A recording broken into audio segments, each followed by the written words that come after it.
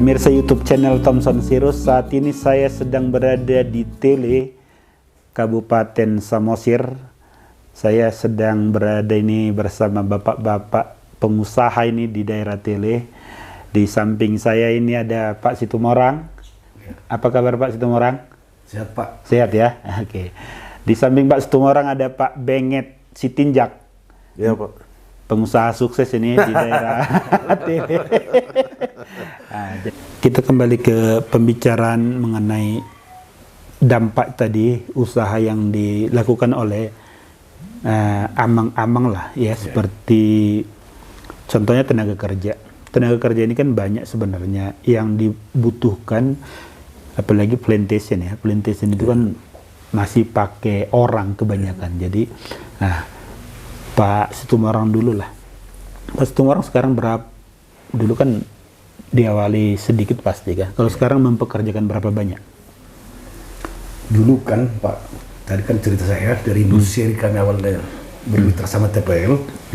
Jadi beralihlah ke harvesting namanya ini. Harvesting ya. Diarahkanlah ke sana kami biar semakin kembang usaha ini. Iya. Dulu mempunyai alat berat satu. Iya.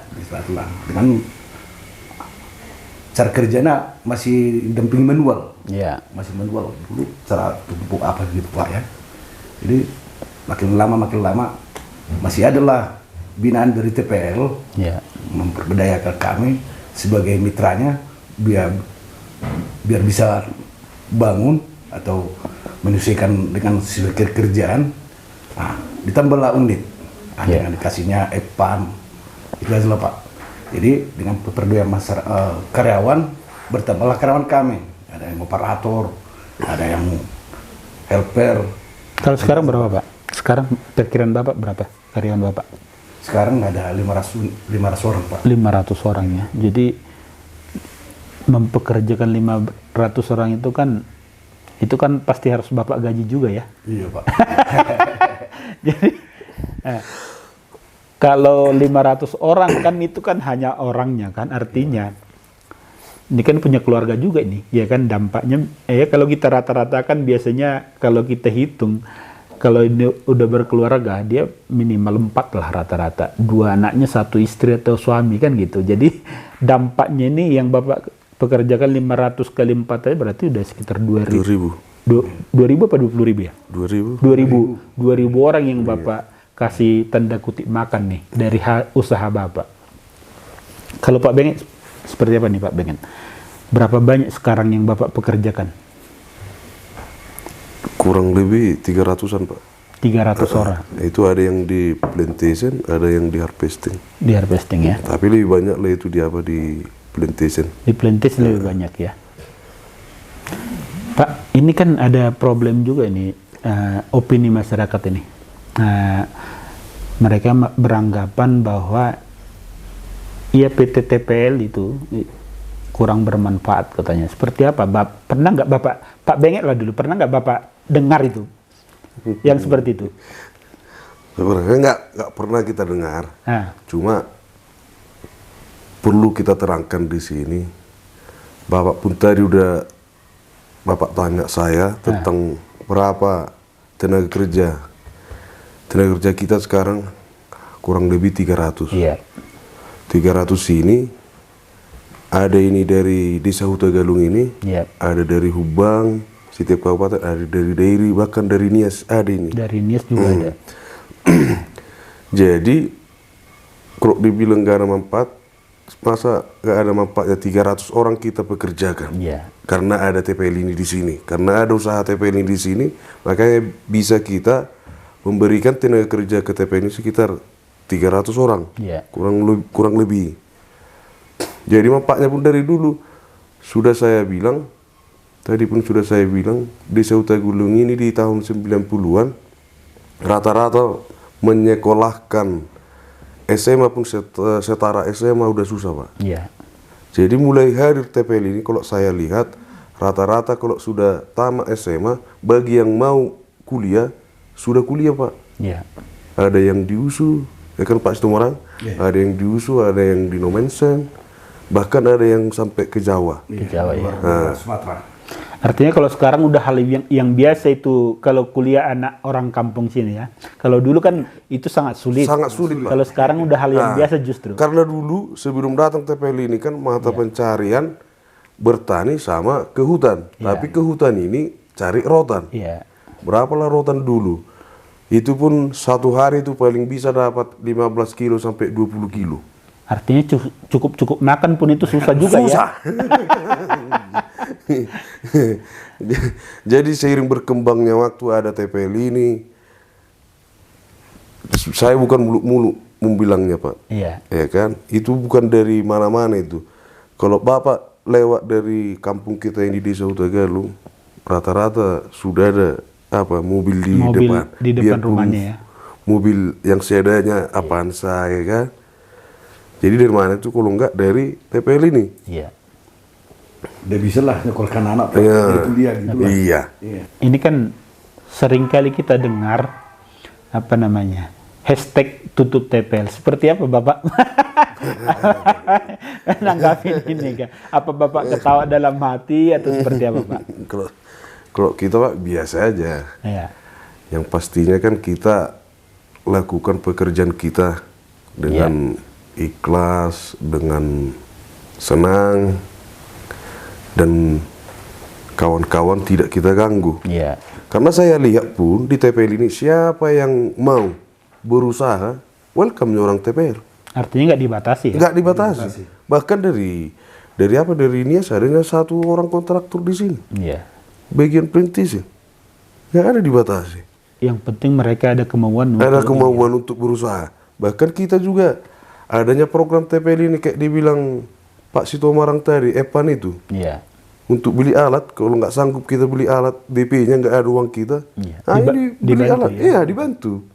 Jadi apa lagi? Itu kalau saya dengar tuh dibantu dengan bunga 0% lagi tuh ya? Tidak ada bunganya, Pak. Nggak ada bunganya, nggak 0%, tidak ada bunga. Dikasih. Iya. Jadi modal kepercayaan juga itu ya? Iya. Kan kita istilahnya 100 juta aja dari bank kan udah harus ada agunan kan ya? Udah ada agunan. TPL, lama lagi prosesnya kan? TPL nggak minta agunan itu ya? Memang kalau agunannya ada. Oh ada. Cuma agunannya agunan impus, iya. Ya maksudnya nggak langsung sertifikat ya? Nggak mau orang itu sertifikat. Ya, jadi hanya agunan jaminan maksudnya ya pernyataan aja kan? Iya. Ya kan? Kalau agunan yang resmi di apa itu kan seperti itu Pak, sertifikat apa. Jadi kalau nggak bisa disita contohnya kan. Nah, ini nggak seperti itu menurut saya kan. Jadi hanya administrasi aja lah itu. Administrasi aja wajar lah kan, karena kita pakai uang perusahaan kan, dan perusahaan juga kan harus mencatatkan itu lah. Iya. Dan itu nggak 1-2 orang yang dibantu seperti itu Pak. Rata-rata kontraktornya TPL ini, mitranya TPL ini dibantu Pak. Rata-rata. Bagi yang mau berusaha. Bukan hanya kontraktor harvesting, kontraktor plantation juga dibantu. Iya ya. Untuk mendatangkan tenaga kerja. Dibantu itu Pak. Untuk mendatangkan tenaga kerja pun dibantu. Padahal kita udah kontraktor lama. Artinya dimodalin. Kurang apa lagi? Kurang enak apa sebenarnya? Orang susah untuk cari modal ini dibantu sama betul-betul all out dibantu ya. Karena Desa Hutagalung ini adalah termasuk ring 1 ya, Toba Bapak Blestari. Selain tadi berdampak langsung ke pendapatan atau pekerjaan atau kehidupan masyarakat, tentu kan TPL juga pasti memberikan CSR-nya di desa ini, Pak Benget. Pak Benget kan mantan kepala desa juga nih. Pasti tahu dong apa-apa kira-kira yang pernah dibantu PT Toba Bapak Blestari di desa ini, apa aja yang contohnya ada nggak fasilitas umum yang dikerjakan oleh PT TPL di desa ini? Ada Pak. Kebetulan dengan Pak Sitomorang juga kami panitia pembangunan gereja.